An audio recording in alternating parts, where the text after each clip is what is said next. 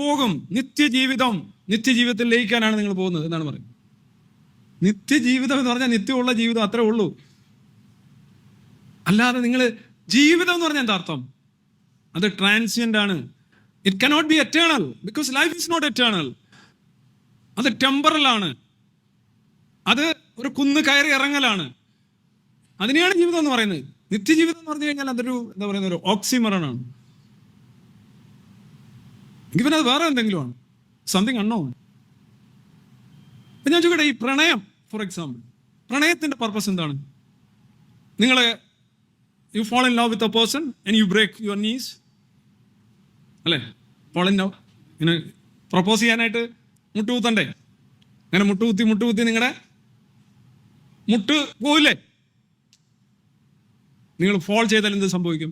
മുട്ടുടയില്ലേ? കാൽമുട്ട്. ഇനി വേറെ എന്തെങ്കിലും ആണോ പറയുന്നത്? കണ്ണൂർ എനിക്കല്ല. ഫോൾ ഇൻ ലവ് എന്നാണ് പറയുന്നത്. അതിൽ തന്നെ ഒരു ട്രാപ്പിന്റെ ഒരു അർത്ഥമുണ്ട്. പ്രണയത്തിൽ വീഴുക എന്നാണ് പറയുന്നത്. പ്രണയത്തിലേക്ക് കയറുക എന്നാരും പറയാറില്ല. You fall in love and break your dash എന്നാണ് പറയുന്നത്. പോട്ടെ, അത് എന്തുവാകാം, യുവർ ലൈഫ് ഓർ യുവർ വാടക. പക്ഷെ എന്തിനാണ് നിങ്ങൾ പ്രണയിക്കുന്നത്? ചേടാ, പ്രണയിക്കുക എന്ന് പറഞ്ഞാൽ എന്ത് സമയം? മെസ്സേജ് അയക്കുന്നു, ആ മെസ്സേജ് ഇഷ്ടപ്പെടുമോ, അതിൻ്റെ കൂടെ 2 സിമിലി, പിന്നെ ഒരു സ്മൈലി, അതിൻ്റെ കൂടെ എന്തൊക്കെയോ ചെയ്ത് കൂട്ടുന്നത്. സമയം, വിലപ്പെട്ട സമയം മാത്രമാണ് നമുക്കുള്ളത്. നമ്മളെന്ന് പറയുന്നത് തന്നെ സമയമാണ്.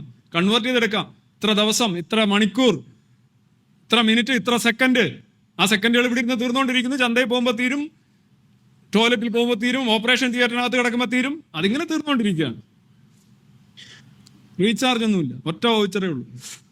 ആ വൗച്ചറിൽ എത്ര ഉണ്ടെന്ന് നമുക്കറിയില്ല, അത്രേ ഉള്ളൂ. അപ്പൊ എന്തിനാണ് ഈ പ്രണയിക്കുന്നത്? എന്താണ് പ്രണയത്തിന്റെ പർപ്പസ്? ആർക്കെങ്കിലും പറയാമോ? സെക്സ് ആണോ? അപ്പൊ സെക്സിന്റെ പർപ്പസ് എന്താണ്? റീപ്രൊഡക്ഷൻ ആണോ? റീപ്രൊഡക്ഷൻ വേണമെന്നാണോ പറഞ്ഞാണോ എല്ലാവരും സെക്സ് ചെയ്യുന്നത്? അങ്ങനെ ചെയ്യുന്നവരൊക്കെ ഉണ്ട്. ശുഭമുഹൂർത്തമൊക്കെ നോക്കി, ചന്ദ്രൻ അവിടെ നിൽക്കുന്നു, ശനി ഇവിടെ നിൽക്കുന്നു, എന്നാ കയറിക്കോ എന്നൊക്കെ പറയുന്ന സിനിമ, പഴയ സിനിമകളിലൊക്കെ കാണും.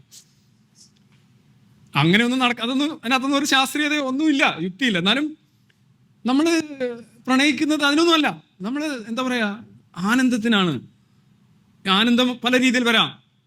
ശരീരത്തിന് സുഖം ഉണ്ടാകുമ്പോൾ ശരീരത്തിന്റെ ഔട്ട്കം ആയിട്ടുള്ള മനസ്സിന് സുഖം ഉണ്ടാവും. ശരീരവും മനസ്സും രണ്ടല്ല. അല്ലാതെ ഏതെങ്കിലും ചെയ്ത് കളയാം, ഇവിടെ ഒരു ജനറേഷനെ പുതുതായിട്ട് ഉണ്ടാക്കി കളയാം എന്ന് പറഞ്ഞൊന്നും അല്ല നമ്മൾ പ്രണയിക്കുന്നത്. അതിന് അങ്ങനെ പർപ്പസ് ഒന്നുമില്ല. പ്രണയിക്കൽ തന്നെയാണ് അതിന്റെ ലക്ഷ്യം. പ്രണയിക്കലാണ് അതിന്റെ ലക്ഷ്യം, അല്ല പ്രണയത്തിനൊരു ലക്ഷ്യമൊന്നുമില്ല. മിക്കവാറും നമ്മൾ ചെയ്യുന്ന എല്ലാ ജീവിതത്തിന്റെ ലക്ഷ്യം എന്താണ്? ജീവിക്കലാണ്. അല്ലാതെ ജീവിതത്തിന് അങ്ങനെ ഓടി നടന്ന് എന്ന് കയറാവുന്ന ഒരു ഗുഹയൊന്നുമില്ല. അത് തെറ്റായ ധാരണയാണെന്ന് മാത്രമല്ല അങ്ങ് എവിടെയും കാണാനില്ല. ഇനി മറ്റൊന്നാണ്, ഈ അടുത്തിടെ വയനാട് പ്രളയം, ഉരുൾപൊട്ടലൊക്കെ ഉണ്ടായപ്പോൾ, പ്രളയമല്ല ഉരുൾപൊട്ടൽ, അവസാനം ഈ സോഷ്യൽ മീഡിയയിലൊക്കെ പ്രചരിച്ച ഒരു സ്കൂളിന്റെ പടമാണത് കാണുന്നത്. ആ സ്കൂള് മാത്രം ബാക്കിയായി. അപ്പോൾ ആ പലരും പറയുന്നുണ്ടായിരുന്നു, ഈ സ്കൂളിന്റെ സ്ഥാനത്ത് ഒരു പള്ളിയോ ഒരു അമ്പലമോ ആയിരുന്നെങ്കിൽ ഇതങ്ങ് ന്യൂയോർക്കിലും പിന്നെ സൗരയൂഥത്തിന് പുറത്ത് വരെ ചെന്നേനെ, പൈസ വന്നേനെ, ഇവിടെ മറ്റേ നടന്നേനെ, മറിച്ചാണ്. ശരിയാണ്. കാരണം പറയും, നോക്കൂ, ഈ പ്രളയത്തെ അല്ലെങ്കിൽ ഉരുൾപൊട്ടലിനെ അതിജീവിച്ച അള്ളാഹുവിൻ്റെ ആലയം, അല്ലെങ്കിൽ കൃഷ്ണന്റെ അമ്പലം, അല്ലെങ്കിൽ യേശുവിൻ്റെ, അല്ലെ മേരി, ഒരു സ്ത്രീ പറയുന്നുണ്ട്, എല്ലാം മേരിയാണ് ചെയ്തത്. ഞങ്ങൾ രക്ഷപ്പെട്ടത് മേരിയോട് വിളിച്ച് പ്രാർത്ഥിച്ചു. ബാക്കിയുള്ളവരും, ഒഴുകിപ്പോയവരും, മരിച്ചവരും, കാണാതായവരും ഒക്കെ മേരിക്ക് ടൈം ഉണ്ടായിരുന്നില്ല എന്നാണ് പറയുന്നത്. അപ്പൊ ഇത്രയും പേര് ഈ സത്യത്തിൽ എന്താ പ്രശ്നം അറിയാം? ഇവര് പറയുന്ന ഒരു കാര്യം, നന്മയും തിന്മയും ദൈവത്തിൽ നിന്നാണ്, ശിക്ഷയും അനുഗ്രഹവും ദൈവത്തിൽ നിന്നാണ്, എല്ലാം ദൈവത്തിൽ നിന്നാണ്, പിശാച് ദൈവത്തിൽ നിന്നാണ്, ഏത്തീസ്റ്റുകൾ ദൈവത്തിൽ നിന്നാണ്, എല്ലാം ദൈവത്തിൽ നിന്നാണ്. അപ്പൊ പിന്നെ എങ്ങനെ പ്രാർത്ഥിക്കാൻ പറ്റുന്നത്? Can you pray if everything is from God? അവന്റെ തീരുമാനമാണെങ്കിൽ നിങ്ങൾ എന്താ പ്രാർത്ഥനയിലൂടെ ചെയ്യുന്നത്? തീരുമാനം ഒന്ന് മാറ്റാമോ എന്ന് ചോദിക്കലല്ലേ? ആരോടാ ചോദിക്കുന്നത്? ഈ പ്രപഞ്ചം പടച്ചവനോട് ചോദിക്കുക. അതെ, ഇന്നലെ നിങ്ങളത് ശരിയല്ല, സെക്രട്ടേറിയറ്റിന് മുന്നിൽ പോയത് മുദ്രാവാക്യം വിളിക്കുന്നത് പോലെയാണല്ലേ. തീരുമാനം മാറ്റാനാണ് പറയുന്നത്, അല്ലേ? എല്ലാ പ്രാർത്ഥനയും പരമാവധി ദൈവവിരുദ്ധമാണ്.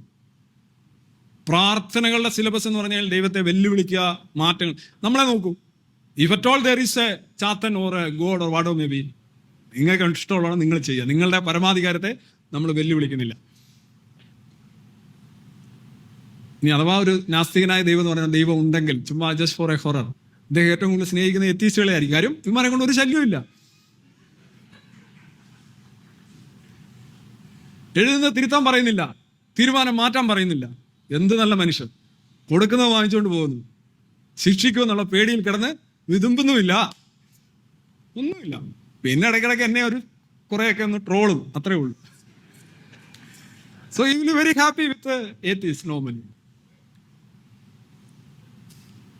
ഇതിനിപ്പോ ഇവര് പുതുതായിട്ടല്ല പണ്ടേ എടുത്തിരിക്കുകയാണ്. ഈ ദൈവം എന്തിനാണ് കുട്ടികൾക്ക് ക്യാൻസർ കൊടുക്കുന്നത്, എന്തിനാണ് ഉറങ്ങിക്കിടക്കുന്ന മനുഷ്യരെ ഒഴുക്കിക്കളയുന്നത്, എന്തിനാണ് ഭൂമികുലുക്കം ഉണ്ടാക്കുന്നത്, എന്തിനാണ് അതുണ്ടാക്കുന്നത് ഇതുണ്ടാക്കുന്നത് ചോദിക്കുമ്പോൾ അവർ പറയുന്നത് ദൈവം പരീക്ഷിക്കുകയാണ്.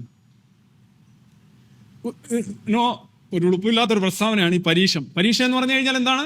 ഞാൻ ഒരു അധ്യാപകൻ എന്ന നിലയിൽ ഞാൻ എൻ്റെ കുട്ടികളെ പരീക്ഷിക്കും. അമ്മമാർ എവിടെ നിൽക്കുന്നത് എനിക്കറിയില്ല കൃത്യമായിട്ട്. അമ്മരെങ്ങനെയൊക്കെ ശ്രദ്ധിച്ചോണം എന്നൊക്കെ പറഞ്ഞിരിക്കും. വല്ലതും കിട്ടുന്നുണ്ടോ എന്ന് അത് പരീക്ഷിച്ച് നോക്കിയെങ്കിലല്ലേ അറിയാൻ പറ്റും. ഇപ്പം ഞാൻ പരീക്ഷിക്കും, ഞാൻ ചോദ്യങ്ങൾ ചോദിക്കും. പക്ഷെ ദൈവത്തിന് ഒന്നും ആവശ്യമില്ല. ആരും പുള്ളി സർവജ്ഞനാണ്, സർവ ഒരുപാട് സർവയാണ്. പുള്ളി അങ്ങനെ ചെയ്യുകയാണെങ്കിൽ പുള്ളി സർവജ്ഞനല്ല. പക്ഷെ ഇവർ പറയുന്നത് പുള്ളി controller of examination of the universe ആണ്. സർവവും പരീക്ഷണമാണ്. മനുഷ്യരെല്ലാം അങ്ങ് പരീക്ഷിക്കുക. അതിനിടയ്ക്ക് ഞാൻ കേട്ട ഒരു വളരെ രസകരമായ ഒരു വിശദീകരണം. നിങ്ങൾക്ക് തലവേദന വരുന്നു, എന്താ കാര്യം? തലവേദന വരിക എന്ന് പറഞ്ഞു കഴിഞ്ഞാൽ നിങ്ങളെ ഒരു കാര്യം ബോധ്യപ്പെടുത്തുകയാണ്. നിങ്ങൾ തലവേദന വന്ന് സഹിക്കുക ചെയ്യാതെ വരുമ്പോൾ നിങ്ങൾ പോയൊരു MRI സ്കാൻ എടുക്കും.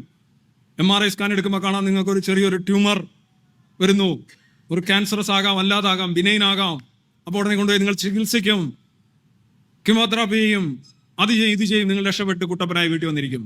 തലവേദന വന്നില്ലെങ്കിലോ നിങ്ങൾ ശ്രദ്ധിക്കില്ല. അതിനാണ് ദൈവം തലവേദന വന്നത്. Every തലവേദന is a message, a test message from God that something is wrong. Go and check. അപ്പോൾ ശ്രീകുമാർ സാർ ആലോചിക്കുക, ഈ MRI സ്കാനൊക്കെ വരുന്നതിന് മുമ്പ് എന്താണ് ഇദ്ദേഹം ഉദ്ദേശിച്ചിട്ടുണ്ടാവുക? അന്നും തലവേദന ഉണ്ടല്ലോ. തലവേദന മനുഷ്യൻ തുടങ്ങിയിടം തൊട്ടേ തലവേദന ഉണ്ട്. ഇപ്പോൾ MRI സ്കാൻ എടുത്തിട്ട് ട്യൂമർ എന്നൊക്കെ പറയുന്നത് ഇപ്പോഴാണ് മനുഷ്യൻ ട്യൂമർ എന്നൊക്കെ തിരിച്ചറിയാം. പണ്ട് ഹ്യൂമർ മാത്രമേ ഉള്ളൂ. ഇതൊക്കെ എത്ര ലജ്ജാവഹമായിട്ടുള്ള വിശദീകരണങ്ങളാണ്. അപ്പൊ കുട്ടികൾക്ക് ക്യാൻസർ വരുന്നത് എങ്ങനെയാണ്? അന്ധനായിട്ട് മനുഷ്യൻ ജനിക്കുമ്പോൾ, ഒരു മനുഷ്യൻ അന്ധനായിട്ട് ജനിക്കുമ്പോൾ അവനെ എങ്ങനെയാ പരീക്ഷിക്കുന്നത്? അല്ല, അവൻ എന്ത് സിഗ്നലാണ് കൊടുക്കുന്നത്? ഇതിനൊക്കെ കേൾക്കാനായിട്ട് ഞാൻ പറഞ്ഞ ഒരു പിതാമഹന്റെ, ഒരു പരമപൂജ്യനായ ഒരു പിതാവിനെ ഈ അടുത്തിടെ ഈ ഓൺലൈൻ കോടതി ശിക്ഷിച്ച കാര്യം ഞാൻ പറഞ്ഞില്ലേ?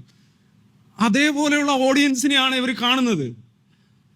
They are actually insulting the intelligence of people.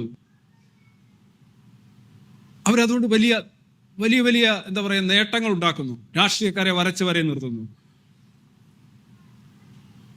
So but ഈ control of examination is something like, ഇവർ പറയുന്നുണ്ട് ഞാൻ എന്തോ ഒരു സുപ്പീരിയർ ഫോഴ്സിൽ വിശ്വസിക്കുന്നു എന്ന് ആയൻ ക്രിസ്ത്യാനി വീണ്ടും പറയുന്നുണ്ട്. ബട്ട് അത് വായിച്ചു കഴിഞ്ഞാൽ ഒരു ഡിബേറ്റിൽ മൊത്തത്തിൽ ഡോക്കിൻസ് വളരെ മൃദുവായിട്ട് മാത്രമേ അവരെ നേടുന്നുള്ളൂ. ബിക്കോസ് എക്സ് ഫ്രണ്ട് ആണ്. പിന്നെ ക്രിസ്ത്യാനിറ്റിയൊക്കെ എംബ്രേസ് ചെയ്ത ഒരു എത്തീസ്റ്റ് എന്ന് പറയുമ്പോൾ അവർക്ക് ഒന്നും പറയാനുണ്ടാവില്ല, അവർ കഷ്ടത്തിലാണ് എന്ന് ഡോക്കിൻസ് മനസ്സിലായതുകൊണ്ട് ഡോക്കിൻസ് ഒരു അക്രമാസക്തമായ അല്ലെങ്കിൽ ഒരു അഗ്രസീവ് ആയിട്ടുള്ള സ്റ്റാൻസ് ഇല്ല. എന്നാലും അതിൻ്റെ കീഴിലുള്ള കമന്റുകളൊക്കെ വായിച്ചറിയാം ഷീസ് എന്താണ് പറയുന്നത്, ഒരു ഇമോഷണലായിട്ട് ആകെ ഡൗൺ ആയി നിൽക്കുന്നു, ഒരു ആശയും ഒരു ആവേശവും ഇല്ല. അപ്പം അങ്ങനെ ഒരു അഭയസ്ഥാനം പോലെ പോയതാണ് എന്നുള്ളതാണ് മനസ്സിലാകുന്നത്. അത് എന്തുകൊണ്ടാണെന്ന് കൂടി ഞാൻ 2 സ്ലൈഡ് കഴിഞ്ഞ് പറയാം. ഡോക്കിൻസിന്റെ കഴിഞ്ഞ വർഷത്തെ ഏറ്റവും വലിയ ആളുകൾ ശ്രദ്ധിച്ച ഡിബേറ്റാണ് പിയേഴ്സ് മോർഗനുമായിട്ടുള്ള ഡിബേറ്റ്. ഈ ഡിബേറ്റിൽ ഒരുപാട് കാര്യങ്ങൾ ഇതേ കണക്കുള്ള ചോദ്യങ്ങളൊക്കെ ചോദിക്കുന്നുണ്ട്. സുപ്പീരിയർ എൻറ്റിറ്റി അങ്ങനെ ഒന്നും ഉണ്ടായിക്കൂടെ, ഇതിനെല്ലാം ഉപരിയായ ഒരെണ്ണം ഉണ്ടായിക്കൂടെ? എന്നാൽ ഡോക്കിൻസ് പറഞ്ഞു അങ്ങനെ ഒരെണ്ണം ഉണ്ടെങ്കിൽ സ്വാഭാവികമായിട്ടും ഇതിനെല്ലാം ഉപരിയായിട്ടൊന്നും ഉണ്ടെങ്കിൽ ആർക്കും അറിയേണ്ട കാര്യമില്ല. ഇപ്പൊ സൂര്യൻ എല്ലാവർക്കും ഉപരിയായിട്ട് നിൽക്കുന്ന ഒരു സംഗതിയാണ്. നമുക്ക് പ്രത്യേകം പ്രാർത്ഥിക്കേണ്ട കാര്യമുണ്ടോ വെയിൽ തരാൻ? അല്ലെങ്കിൽ സൂര്യൻ ഏതെങ്കിലും മനുഷ്യരെ, ഏതെങ്കിലും കാലഘട്ടത്തിൽ മനുഷ്യരെ, അല്ലെങ്കിൽ ഏതെങ്കിലും ജെൻഡറിന്, അല്ലെങ്കിൽ ഏതെങ്കിലും പ്രദേശത്തെ ഏതെങ്കിലും ജീവികളെ പ്രത്യേകിച്ച് പരിഗണിക്കുന്നുണ്ടോ? പരിഗണിക്കാൻ സാധിക്കുമോ? ഉപരിശക്തികൾക്കൊന്നും അങ്ങനെ സാധിക്കില്ല. നിങ്ങളുടെ നാട്ടിലുള്ള ഒരു നേതാവിന് വേണമെങ്കിൽ നിങ്ങൾക്ക് പണി തന്നിട്ട് വേറത്തിന് പശുവിനെ കൊടുക്കാൻ പറ്റും. പക്ഷേ ഈ ഉപരിശക്തി, പ്രപഞ്ചത്തിനൊക്കെ ഉപരിശക്തി ഉണ്ടെന്ന് പറഞ്ഞാൽ ആ ശക്തി ഒരിക്കലും ഇമോഷണലായിട്ട് നിങ്ങളെ വേർതിരിച്ച് കാണില്ല. അങ്ങനെ കാണാൻ കഴിയില്ല. നിങ്ങൾ ഉപരിശക്തി ആവാൻ പറ്റില്ല. ഇവിടുത്തെ പൊളിറ്റിക്സിലും കാര്യങ്ങളിൽ ഇൻവോൾവ് ആണെങ്കിൽ അതിനെ ഉപരി എന്ന് പറയാൻ കഴിയില്ല, അതീതം എന്ന് പറയാൻ കഴിയില്ല. അപ്പോൾ തന്നെ ഈ പ്രാർത്ഥനയും മതം ഉൾപ്പെടെ എല്ലാ കാര്യങ്ങളും വ്യർത്ഥമാണെന്ന് ഡോക്കിൻസ് സംസാരിക്കുന്നു. അപ്പോൾ ഡോക്കിൻസ് അവിടെ